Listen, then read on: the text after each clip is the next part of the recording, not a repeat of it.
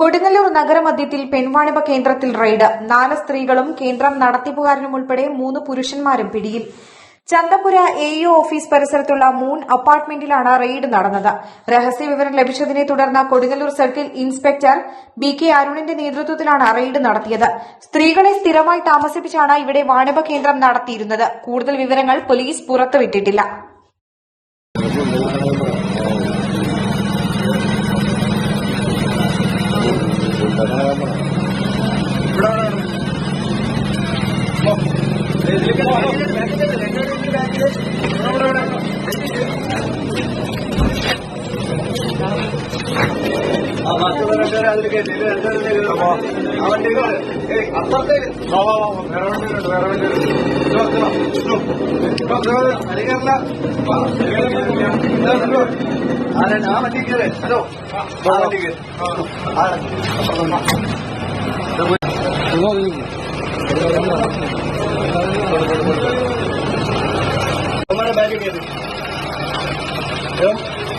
हमारे बैग गए थे लेडीज ने वोट मांगे वोट मांगे